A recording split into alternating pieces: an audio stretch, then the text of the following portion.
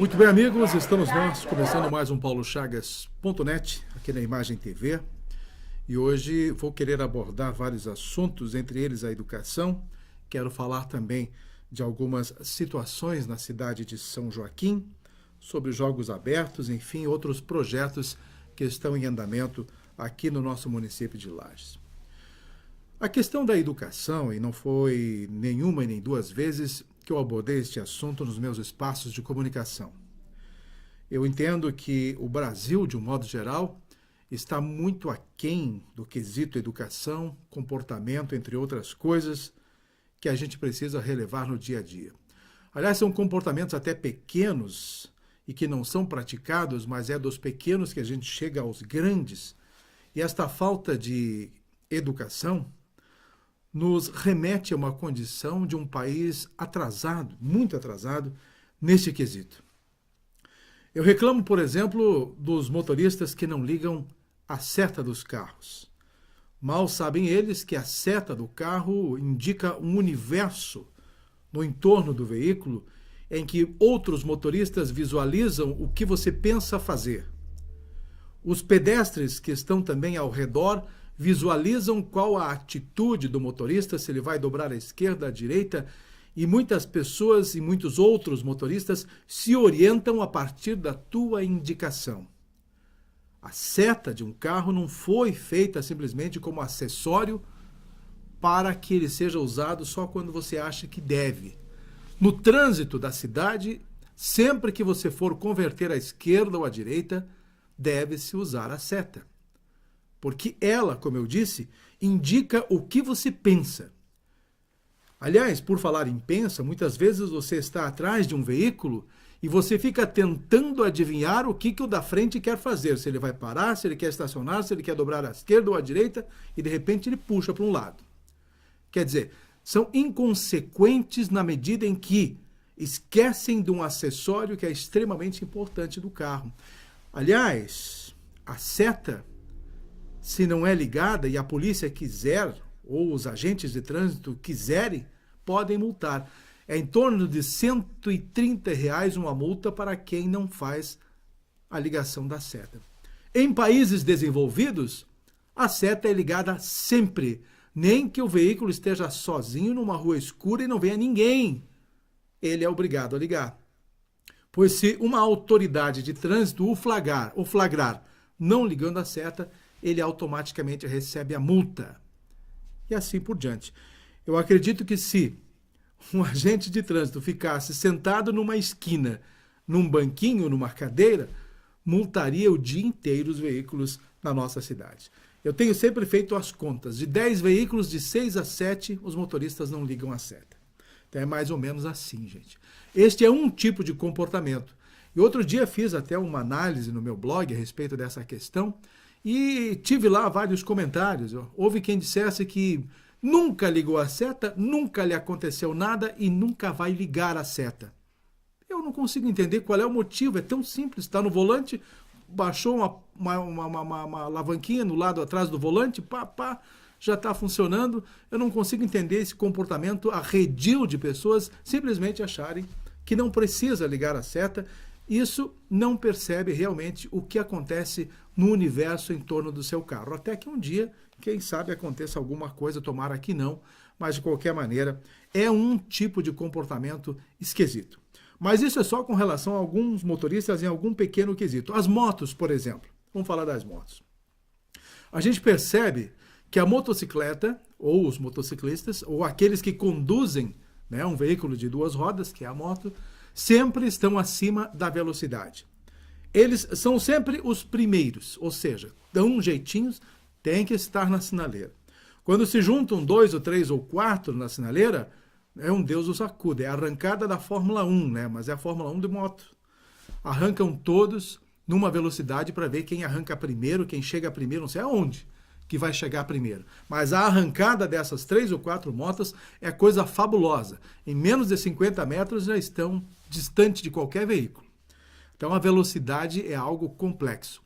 Andam nas avenidas ou ruas que são preferenciais em alta velocidade. Por isso que acontecem os acidentes quando um coitado de um motorista não percebe a moto, às vezes pelo ponto cego do carro, alguma coisa assim, quando vê acontece o acidente. Mas a moto vem muito veloz. Eu sempre digo, quando você vai atravessar uma rua, que você não está na preferencial, e vem uma moto, não importa a distância que ele esteja vindo, esse motociclista. Pare, deixe passar, porque chega muito rápido, a velocidade deles é sempre acima do normal. Então você enxergou a moto, você pensa que vai dar tempo de passar, espere, deixe o motociclista passar, porque a velocidade é extremamente alta e nada se faz para controlar isso. Eles furam todas as lombadas eletrônicas, basicamente, aqui da cidade de Lages. Se eles passarem bem ao centro, até estou ensinando aqui, né? Mas eles já sabem.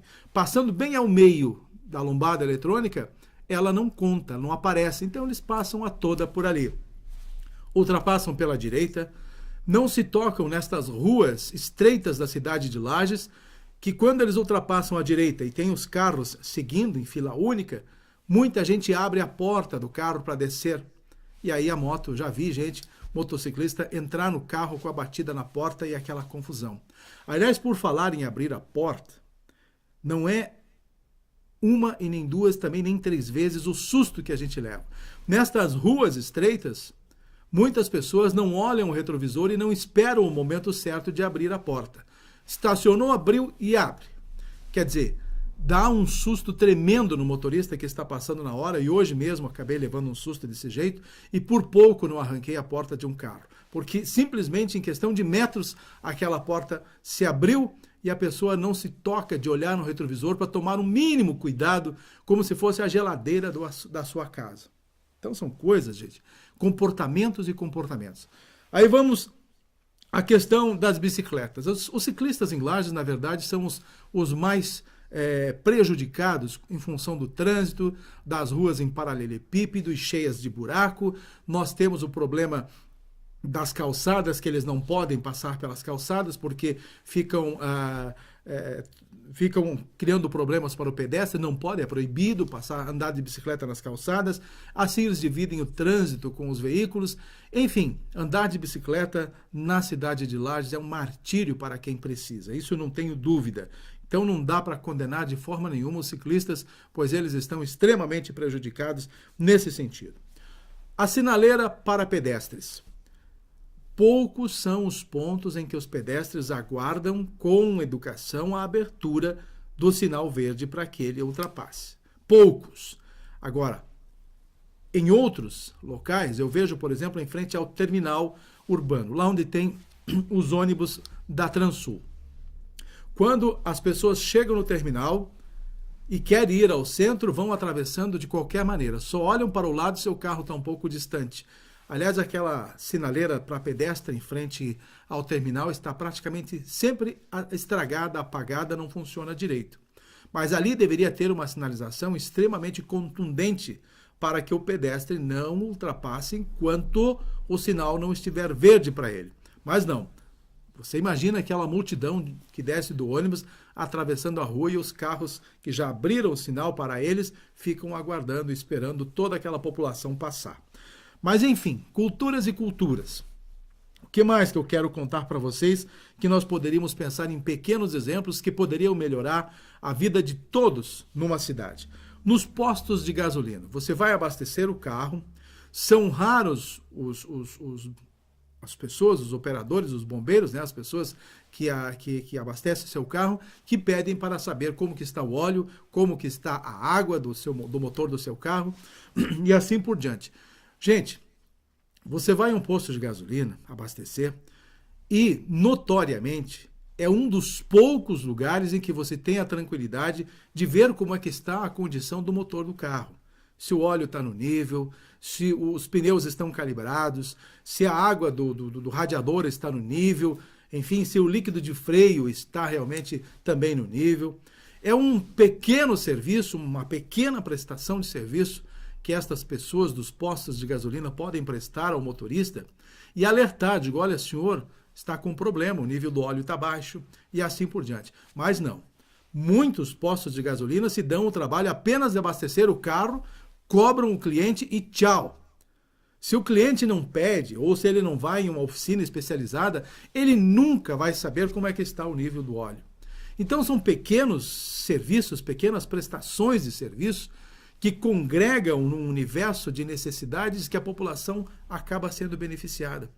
Nós falamos o básico, sempre problemas do trânsito, problema de saúde, problema não sei do que, problema de lá, mas necessidades básicas está tudo por isso mesmo.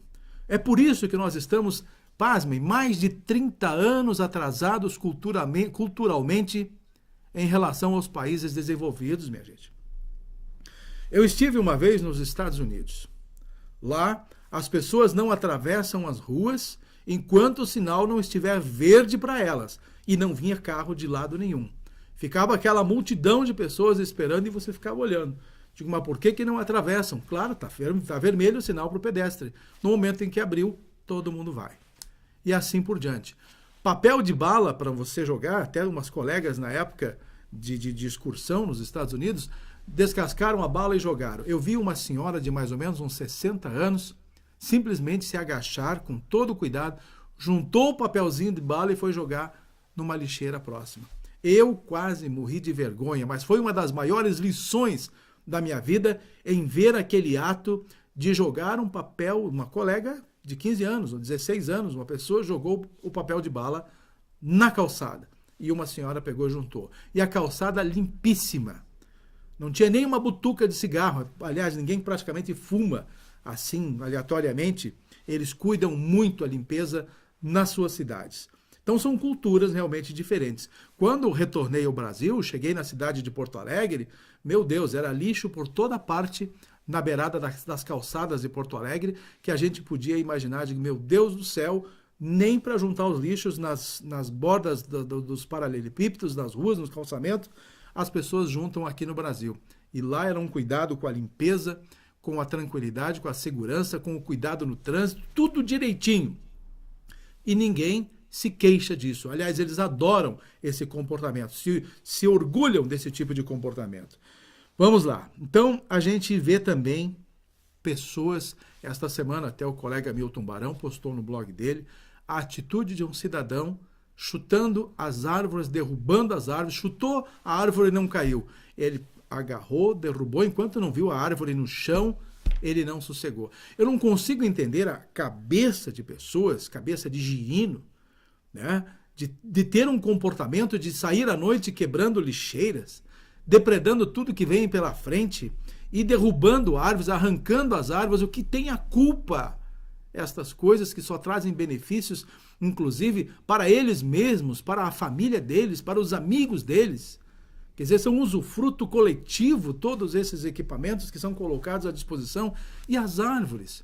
Que culpa elas têm de estarem ali plantadas para um benefício coletivo, para a melhoria do ar, entre outras coisas, que nós sabemos a utilidade de uma árvore, mas tem essas pessoas que passam o tempo todo destruindo e depredando, eu não sei, talvez uma revolta pessoal, ou esteja bêbado, ou drogado, seja o que for, mas de qualquer maneira nós temos um comportamento, a gente percebe um comportamento na sociedade que é extremamente complexo. Tá bom, encerramos esse assunto, eu já falei várias vezes, mas de qualquer maneira é a minha forma de contribuir, chamando a atenção, já que a educação, não existe também nenhuma campanha favorecendo esses tipos de comportamentos ou alertando a população, tá tudo bem assim, né? E vai continuar no Brasil afora, sempre este tipo de atitude das pessoas, sem se preocupar com as pequenas coisas, sem acertar, sem se educar, sem corrigir, e vai sempre ser assim. Parece que está tudo bem esse tipo de comportamento. Por mais pequeno que seja o problema, ninguém se preocupa. Talvez seja por isso. É pequeno, nunca vamos chegar a um comportamento maior, então, em termos de educação. Está aí minha opinião. Eu estive nesta segunda-feira na cidade de São Joaquim. Um frio de danar, né? Uma geada sem tamanhos que há mais de 20 anos não se tinha registro de uma geada tão forte no mês de outubro naquela região da Serra Catarinense, São Joaquim, Urupema, no interior de São Joaquim. E a preocupação em função desta geada danosa, que chamam, é com relação às culturas da maçã, a cultura da uva, o pêssego, enfim. É o momento em que as frutas estão se desenvolvendo já, não estão na floração, elas estão se desenvolvendo. E a geada queima estas frutas, né? Queima e cria um problema sério. Então já estão fazendo os levantamentos dos possíveis prejuízos que os produtores da região de São Joaquim, de Urupema, toda aquela região, terão com a maçã, vão ter com a uva, entre outros problemas. Perdem qualidade, entre outras questões que realmente acabam trazendo dificuldade para os nossos produtores. E, segundo informações, o próprio Michel, da agência São Joaquim Online, o Michel Hudson Legnag, uma das pessoas mais dedicadas no campo do jornalismo e da divulgação da cidade de São Joaquim, ele imediatamente começou a ligar para os produtores, para o presidente lá da área que cuida a produção de maçã, não me lembro mais aqui como é o nome das pessoas e nem o nome da entidade, ligou para a Epagre, ligou para o meteorologista, foi ligando para as pessoas para trabalhar o assunto o mais rápido possível e tentar repercutir esta negatividade da geada. Então, nesta terça-feira, novamente geou, não com tanta força quanto na segunda-feira, mas geou de novo. E outra questão que eu quero abordar com relação ao Michel, a partir do site São Joaquim Online, ele consegue jogar as imagens da cidade para o mundo. As fotografias do Michel, que ele tirou logo cedo nesta segunda-feira, foram parar nos veículos da Globo, no G1, foram parar no jornal Hoje, claro, tudo devidamente acreditado no nome dele. Aliás, a Globo já sabe que em São Joaquim é o Michel. Ele disse que às 5 horas da manhã já havia gente ligando para ele da Globo, esperando as imagens da geada para colocar ainda no Bom Dia Brasil. Mas ele disse que não havia como tirar foto da geada de noite. 5 horas da manhã estava escuro ainda. E ainda com horário de verão são 4 horas da manhã. E a moça queria fotografias da geada, né, tiradas naquela hora para usar no Bom Dia Brasil. E ele disse, mas senhora, como que eu vou tirar foto do escuro? Usam a luz, diz ela, assim por diante, segundo ele contando e rindo, né?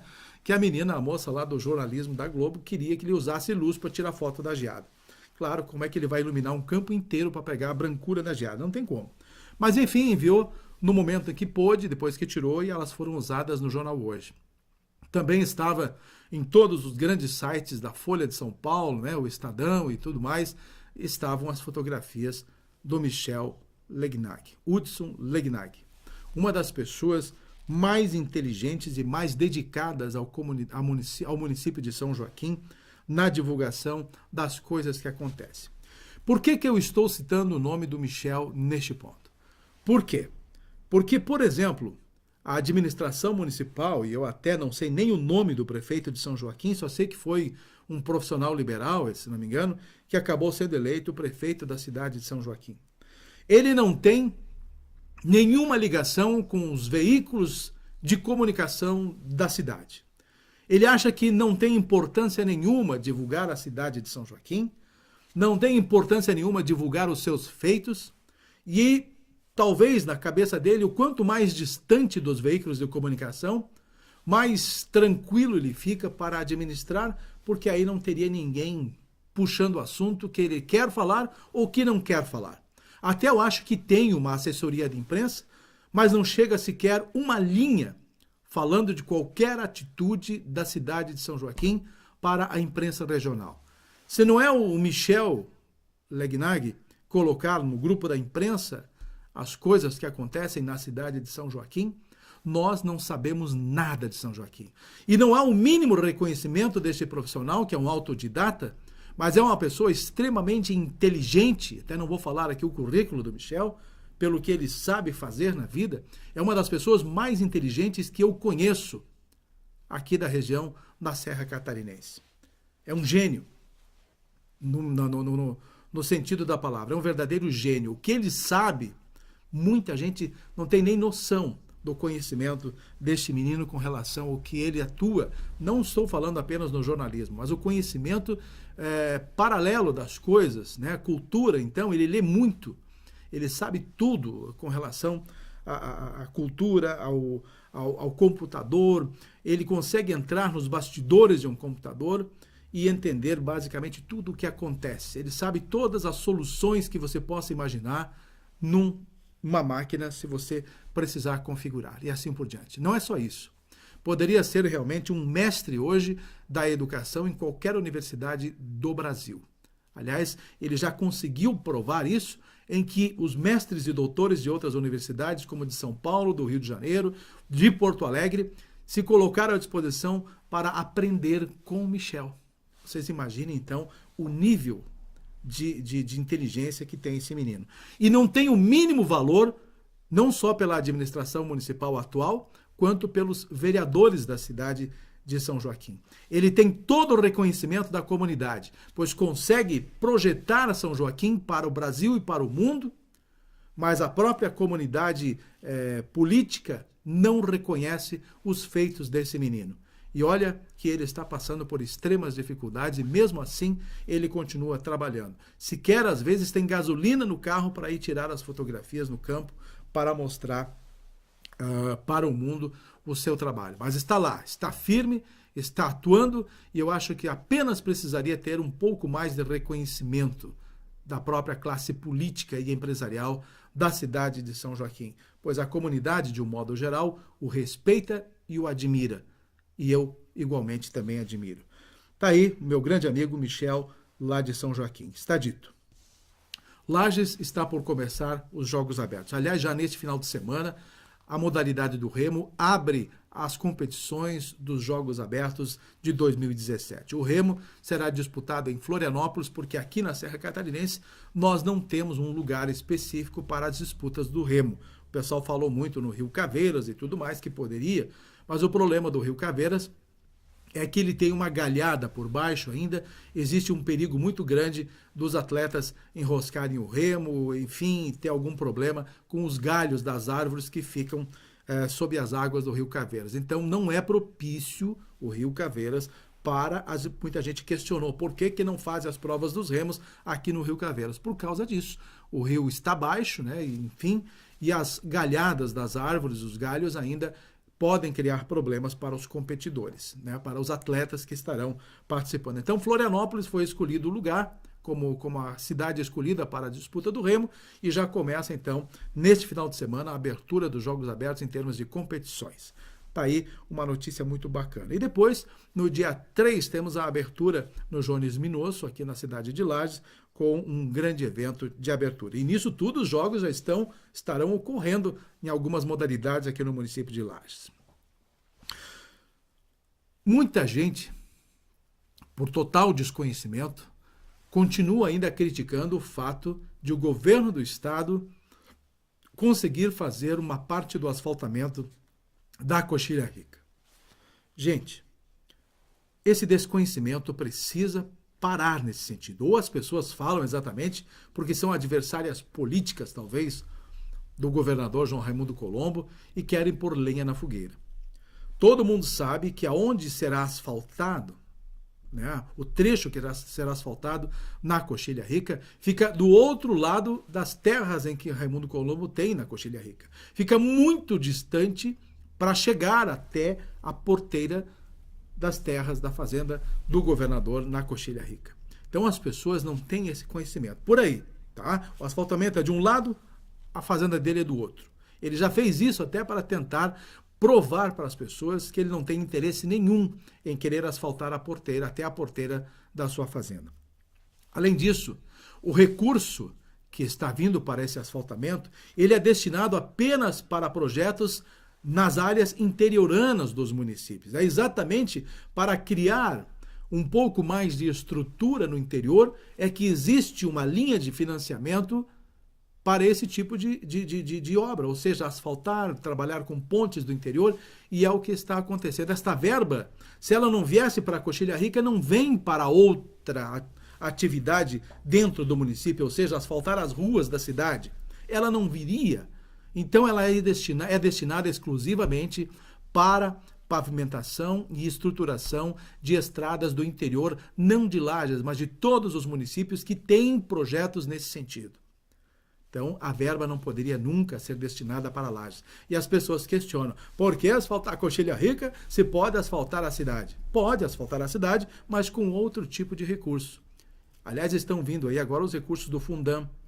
O prefeito Antônio Seron, por exemplo, já está asfaltando inúmeras ruas, curtas ou maiores ou mais longas, né? Uma quadra, 100 metros, 200 metros ou 2 quilômetros, 3 quilômetros de asfaltamento já estão acontecendo na cidade de Lages. Ele pensa em asfaltar pelo menos 100 ruas importantes da nossa cidade de Lages e todas as que passam o transporte coletivo urbano terão asfaltamento até o final do seu mandato. Então, são recursos bem diferentes. E aí as pessoas precisam ter um pouco de entendimento. Estamos quase chegando ao final do nosso programa. Eu quero só comentar uma questão que eu também ouvi falar lá na cidade de São Joaquim. Aliás, o governador João Raimundo Colombo deverá estar em São Joaquim nesta sexta-feira para discutir basicamente as obras do Caminhos da Neve que estão sendo executadas pelo Exército. E a partir daí há uma discussão muito grande da rota Caminhos da Neve e uma preocupação de como fica Lages nessa questão. Ora, gente, o Caminhos das Neves passa por São Joaquim e vai acabar passando por Bom Jesus, no Rio Grande do Sul, e vai desembocar lá em Canela, Gramado, no Rio Grande do Sul. Vai ligar esta rota da Serra Gaúcha com a Serra Catarinense. E muitos estão preocupados, mas e daí? Vamos tirar a rota dos turistas que passam por Lages, que vão por Vacaria, para chegar até Gramado, Caxias e tudo mais? É lógico que vai ter uma alternativa para quem quer curtir realmente a Serra Catarinense e a Serra Gaúcha através do Caminhos das Neves. Agora, preocupar-se se esta rota vai tirar a passagem de turistas por Lages, obviamente tira praticamente, porque as pessoas vão querer optar, além de ser um caminho mais curto, mas existe hoje uma discussão muito grande. Se criou uma celeuma nesse sentido, de que Lages vai perder com as obras e a rota do Caminho das Neves. Gente, é preciso entender todas as situações geográficas desse ponto em que leva um caminho ou a passagem por Lages. Quem vem por Lages ou quem vem por uma região passa por Lages. Quem vem da região do litoral pode passar por São Joaquim, Bom Jesus, até chegar em Canela ou Gramado. Nós temos que, sim, nos rebuscarmos de estruturas que também possamos atrair os turistas na passagem deles pelo nosso município de Lages. Então não significa que Lages vai perder com a passagem ou não desses turistas que vão começar a desviar só por São Joaquim. Então está uma briguinha de interesses por onde vai passar o turista. O turista vai passar por onde achar melhor, gente. Se por Lages, se por São Joaquim, para seguir a Gramado ou seguir a Canela ou a Caxias do Sul e assim por diante. Então, essa discussão está ganhando corpo na rota do turismo da Serra Catarinense, em que todo mundo pensa que todos os municípios da Serra devem trabalhar unidos. Eu também concordo. Devem criar um projeto unificado para trabalhar as suas alternativas de turismo e as opções que as pessoas possam ter num momento de passeio através do turismo. E assim por diante. De qualquer maneira, essa discussão ainda não encerrou e vai ganhar corpo já a partir desta sexta-feira, até inclusive tanta dimensão ganhou que o governador João Raimundo Colombo deverá entrar neste papo a respeito das rotas do turismo aqui da Serra Catarinense. Mas tomara que encontrem um entendimento e que definitivamente a Serra Catarinense se pareça, pelo menos em termos de estrutura, com o Rio Grande do Sul, porque a Serra Catarinense é muito mais bonita do que a Serra do Rio Grande do Sul. Mas mesmo assim, nós ainda não chegamos nem perto do modelo estrutural e de atratividade que os gaúchos têm hoje, principalmente em Canela e Gramado, né, gente? E nós estamos tentando nos aproximar um pouquinho desta estrutura que esses municípios gaúchos têm hoje em termos de atratividade para o turismo regional.